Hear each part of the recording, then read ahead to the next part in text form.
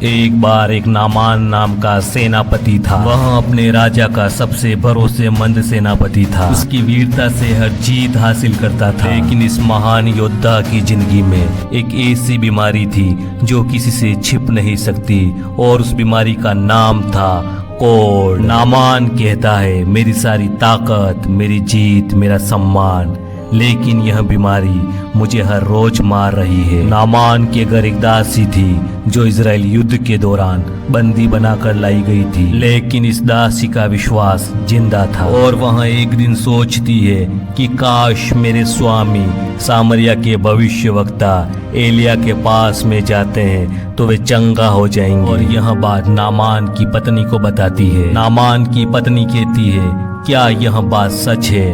और अगर यह बात सच है तो मेरे पति को जीवनदान मिल सकता है। नामान राजा से कहता है, हे राजा, इजराइल में एक भविष्यवक्ता है जो हर बीमारी से चंगाई देता है। मैं आपकी अनुमति चाहता हूँ वहाँ जाने के लिए। राजा कहता है, नामान, तुम मेरे सबसे बहादुर सिपाही हो, जाओ और चंगा होके लौटो। मैं इजराइल के राजा को पत्र भेज रहा हूँ। और नामान कीमती सामान लेकर इजराइल की ओर निकल पड़ा। और फिर जब इजराइल के राजा ने वह पत्र पढ़ा तो घबरा गया।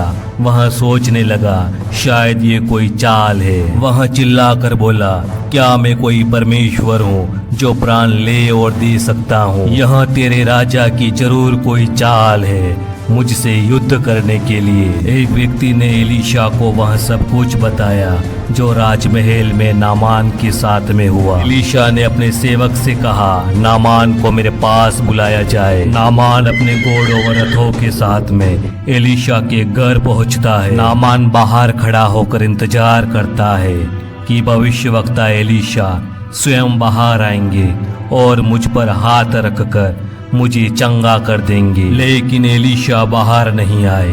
बाहर उनका दूत आकर उनसे कहता है, जाओ यरदन नदी में 7 बार डुबकी लगाओ, तुम हर बीमारी से चंगे हो जाओगे। नामान गुस्सा हो गया और कहने लगा, क्या मजाक है यह? मुझे लगा परमेश्वर के नाम से हाथ हिलाएंगे और मैं चंगा हो जाऊंगा, लेकिन मुझे यहाँ आकर और अपमानित होना पड़ा। जैसे ही नामान निकलने लगा, नामान के सेवक कहने लगे, स्वामी, एक बार भविष्यवक्ता एलीशा की बात मानिए, क्या पता हर बीमारी आपकी दूर हो जाए और आप चंगे हो जाओ। नामान उनकी बात मान लेता है और यरदन नदी में उतरता है। पहली, दूसरी, तीसरी और वह जब 7वीं बार डुबकी लगाता है तब नामान उस पानी से बाहर आता है और देखता है कि वह उस बीमारी से चंगा हो गया।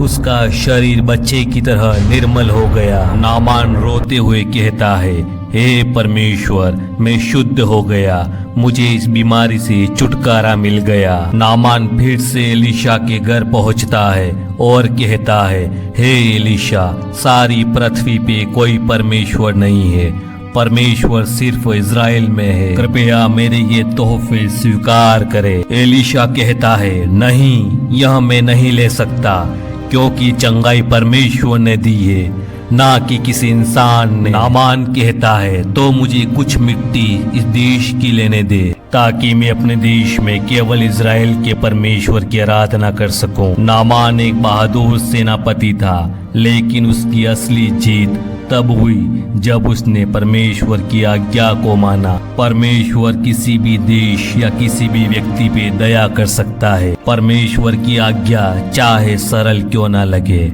लेकिन उसमें जीवन और सामर्थ्य छिपा है। अगर आप भी अपने जीवन में चंगाई पाना चाहते हैं और परमेश्वर से प्रेम करते हैं तो वीडियो को लाइक करें, अपने दोस्तों में शेयर करें, व चैनल को सब्सक्राइब करें।